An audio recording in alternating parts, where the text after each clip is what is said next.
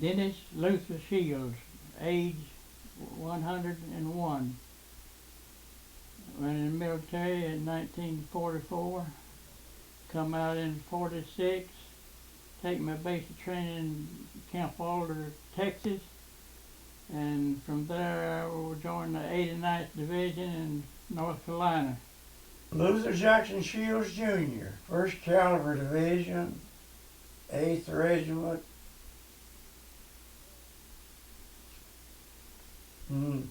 E Company. I was drafted in 1945, January the 30th. Went to basic training, Camp Landon, Florida, same day, I'm sure, to the Philippines. The dates I do not remember, but shipped from California to the Philippines, stayed in the Philippines until the war ended. And then when the war ended, we were put on the ship, went to Japan, and served out my time. I was discharged on November the 20th, 1946.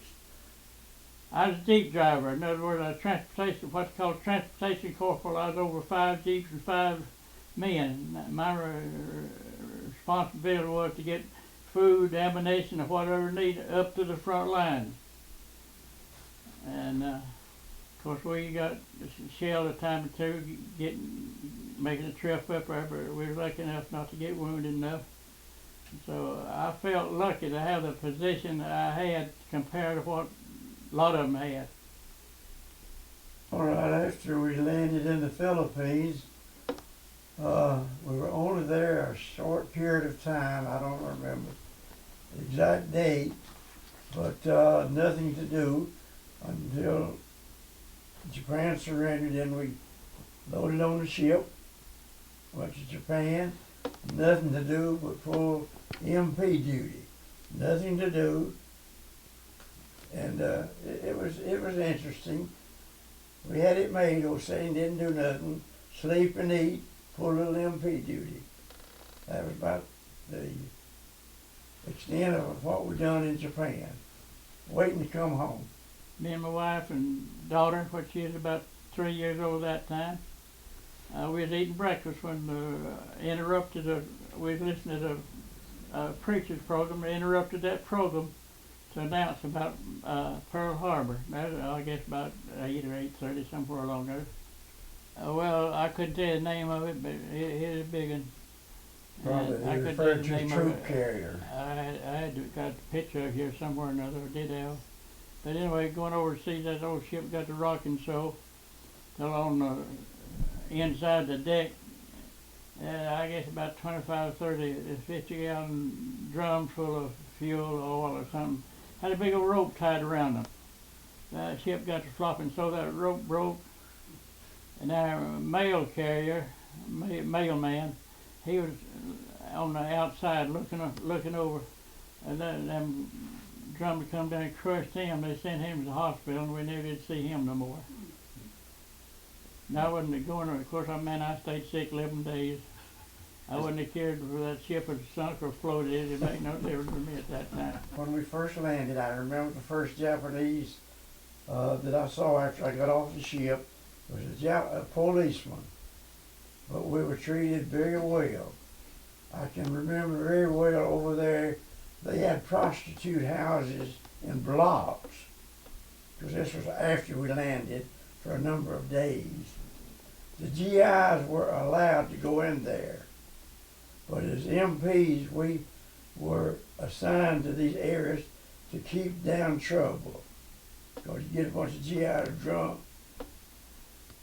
So I remember one night, it was a little cool, we were pulling guard duty, and this, we call them mama-san, the mothers of the Well, the mothers of the kids brought us some hot baked sweet potatoes. I don't know if we wanted one, but we were a little skittish of that. But we did take the potatoes and eat them, and we were treated very well. After a while, we were invited to their homes, associate with them very well.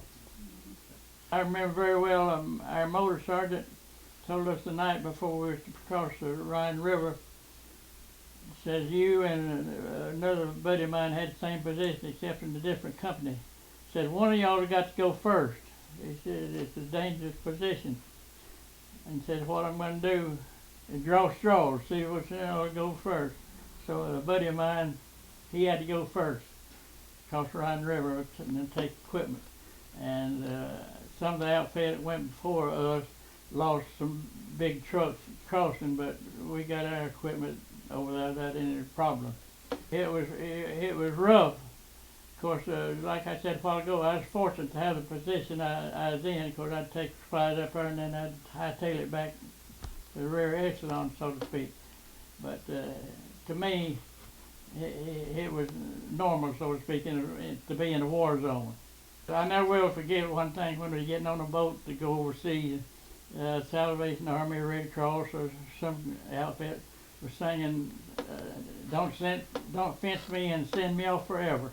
That's a pretty popular song at that time, but I didn't think it fit for the occasion. "Send me off forever" didn't sound too good. And anyway, the war was over. A buddy of mine, we stayed together pretty close, and we found out we were coming home. Says, "You remember that song they sang when we were getting on the boat?" I said, "I still sure do." He said, "We're going to fool them." Said, "We're going to make it back." And we got overseas, and snow was about knee deep. We headed down to the Harbor of France, and man, before we got near to the bank, so to speak, man, you see ships, half of them sticking up out of the water, and some of them in third water.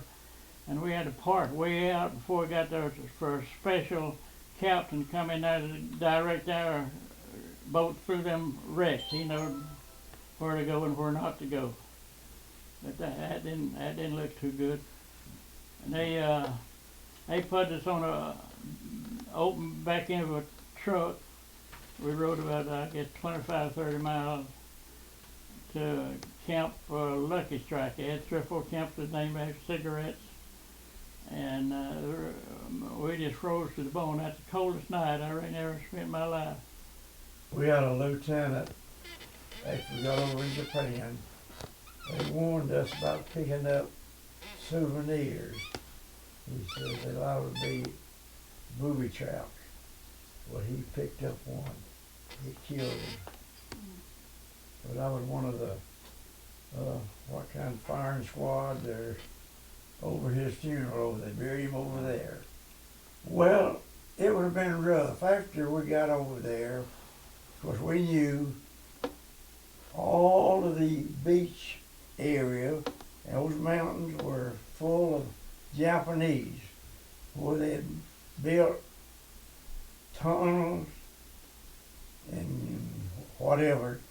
It would have been rough because they'd been waiting on us. But we missed it by a lot. I know when the war ended, we was at some little town, I forget what the little town was. We ceased fire. Everything come to a standstill. We were so close to the Russians, we had the Russians in between us and the Russians. And we stayed there about 3 days, and the Germans finally surrendered. And they, man, of course at that time, a dirt road, man, they come up just as far as you could see them, and just as wide as the road, toting a white flag. Well, that was the day that the Germans really surrendered. I ain't no telling how many thousands and thousands of Germans come up that little dirt road to surrender. I was transferred up to Austria. There's a girl, I guess she's about a 15, 16-year-old, and a younger brother. They'd come down to our barracks and get his clothes, take them up and wash them, bring them back. And they invited us up to their home to have a meal with them. About, I guess, 2 blocks from where we were staying. and we were treated with respect, and I wouldn't have nobody treat me no better than they did. And then another family invited up to their house to live Germans. I remember the daddy or husband or whatever. He was an England. But they was all the time cooking some kind of little cookies or cakes, and the kids would bring them down there to us. That's just as nice as they could be. I was over in the Philippines, going down the net on the side of a ship, training for the invasion of Japan, when they announced over the PA system that Japan had surrendered. Well, we automatically went back into camp and started packing to go to Japan as occupational force, which that's where I wound up.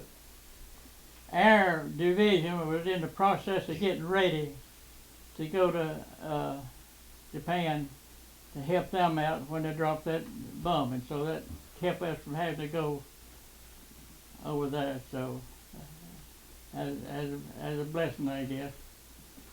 Well, I guess I could talk all day on that, but I don't know if there's any one specific thing I could mention. I just don't, because there was a lot of things went through my mind then, and it still does. But pick out one, I couldn't do that. Well, I guess about one of the biggest I remember is back in basic training, we had a guy kind of tall and just a little bit stoop shouldered. And all of us had them GI scars, but they was out in uniform, out in formation. And the sergeant called all their names, which is normal, you know. And this guy had on a scarf tied around his neck and head, because I mean it was cold. That sergeant called out his name and said, "You about the slappiest soldier ever I saw." I said, "Man, that ain't much of a morale builder." I felt plumb sorry for that guy. Well, I got overseas. Me and my buddy was taking some supplies up the front lines and found this guy laying dead on the side of the road, little wagon road. But what happened, artillery was supposed to be shooting over our head, and fell short. One of the ammunition fell short of the dud, and shrapnel killed that guy from our own military. Well, I guess when they shelled us coming back across a little open ridge in the Jeep one time, they began to throw artillery on us. And you're talking about trying out a Jeep, see how fast it run we did. The position I was in and where I was at, I was never in any position to be frightened, I guess is what you might say. So I feel like I'm very fortunate that I went over there and come back, no problem. I wish I had. There's a lot of friends. If I go back 10 or 15 years, I'd visit some of them, but I was done way too late now. I did have a friend of mine. He had the same position I had, a different company. One I'm talking about crossing Ryan. He come to see me about before I retired. I was still working with the county, and he come up there. He come down here and found out where I lived, and somebody told him where I worked. I didn't even know he was coming, and he asked some of the guys out around the camp where I was at, and he said, "Well," said, "he be in your direction." Said he'd be driving a red truck. Said he'd fill up with gas right here. Well, he kept watching the red truck, but I'd changed trucks. I was driving a green one. Well, I see that out of town station wagon parked down there. I said, "Well, that's somebody's friend." Well, we got in the checkout line up there. Well, he come up there and asked somebody, said, "Shields in this line?" I said, "Yeah, that's him right there." He come up to me and shook my hand. I didn't recognize him. He said, "This is old Deaton." And so me and he come down there, and I taking shower and changing clothes, and I went by and picked up a friend. We went and had supper together, and him and his sister was on their way to Florida.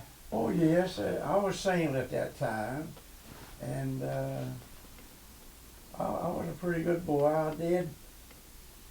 There was one girl close to the camp there. I visited in her home with her parents and her brother. I was just more or less taking up time when we were not pulling guard duty. And anyway, she took a liking to me. And in fact, I got a set of cufflinks now at home she gave me. And just before we shipped out from there coming home, she gave me a picture of her, and she wrote something on the back of it. And up to today, I don't know what it is. I know that when I shipped out to come home, she was there to see me up. I visited in the home with her and her parents and her brother quite often and ate a meal there because it was close to the base. But I still got that picture. Up in Austria, we were pretty close to Hitler's right-hand man. I forget his name now, where he manufactured all that stuff. And we liberated the building that a lot of these guns and stuff was in and made. And I got one that is brand new, never had been shot.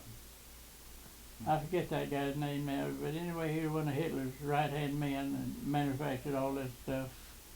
But these guns and when we'd go into town to liberate it, most of the time our official would get hold of the mayor. They call it burgomasters over instead of mayors. He'd have all the civilians bring the guns up and pile them in a broad street, and they'd run over them with a tank or something like that to destroy.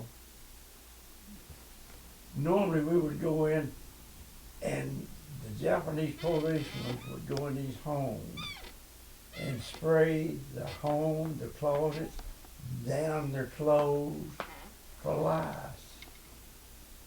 And occasionally there would be a pretty girl in that household.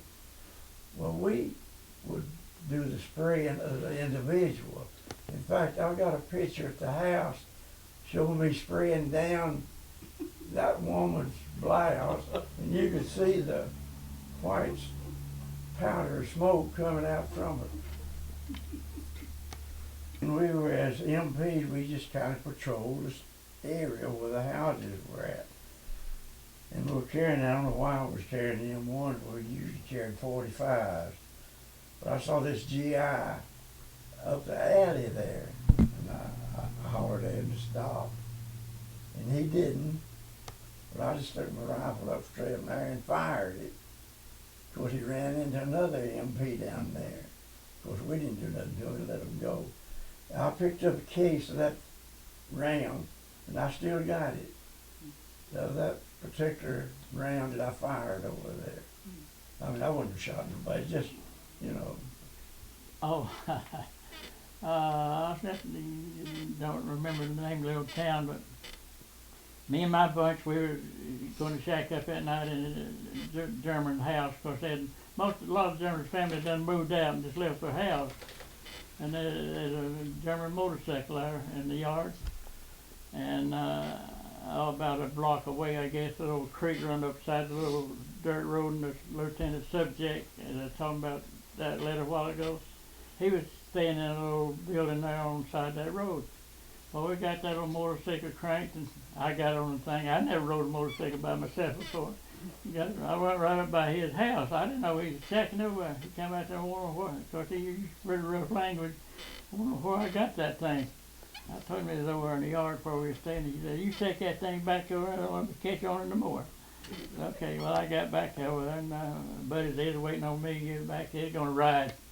Well, one smart aleck, he's taking the same route I did. Well, he come back a walking. That lieutenant made him run that thing off in the creek and leave it. Our division, after the war was over, our division stayed over approximately 3 months, processing the other outfit that was coming home. They had to come through our outfit to get all the paperwork done and all that stuff. And then when our division broke up, they sent me and about 25 more men up to Austria to relieve a colored trucking outfit. And we stayed up there, I guess, approximately 6 or 8 weeks. That was more or less just like a civilian job is what we've been used to. We didn't have all the military junk to go through. Stayed up there about 3 months, about 6 weeks, I guess. One thing I remember very well is we hadn't been over there, but about 2 days ago. It's the first letter I wrote home. An old lieutenant subject. Of course, he could chew anybody out. He didn't have no bachelor, been in the army about all his life. And he called me out to his little tent one night and held up that letter to the light. Said, "You want me to mail this letter like this? You want to rewrite it?" I said, "Ain't much of it left. I better rewrite it." But he'd cut out most of it. I wrote some stuff in I wasn't supposed to write. He said, if the enemy got hold of this letter, said that they'd know that a new division had just arrived. And so there wasn't much left to write about. Well, there's not too much I could say about it because we run up on it and liberated. And of course, them little outbuildings out beside of it, people were stacked in there just like cordwood and had lime over them. People had starved to death or they'd killed them or whatever. But they put them in a little outbuilding and put lime over them. No clothes on or no nothing. They had this big old trough, wooden trough, just like you'd feed cattle out of. And this guy was still alive. He was up under him. Of course, they had straw or hay or something in there for him to sleep on. And he might have had some of that straw pulled up over him. I don't know about that, but I remember that very well. Well, I don't know, it's kind of hard to answer. I was raised up a pretty good boy, right from wrong. And that helped out when I was in the Army. So what's he saying? Saying yes sir and no sir, that was nothing new for me to do. I still use that word, yes sir and no sir, yes ma'am and no ma'am. That made me appreciate America more. And I know a lot of guys that need to go through some basic training.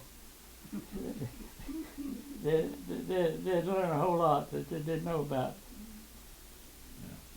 I appreciate the experience that I had. It made me appreciate more so than what America has. To me, it's just a day to celebrate, and I appreciate being able to be back at home instead of 6 or over there somewhere. But it's no now. Last Veterans Day, wasn't it? Me and my brother was invited down at Marietta to be in a parade down there. Well, I thought they wanted to just make the crowd bigger.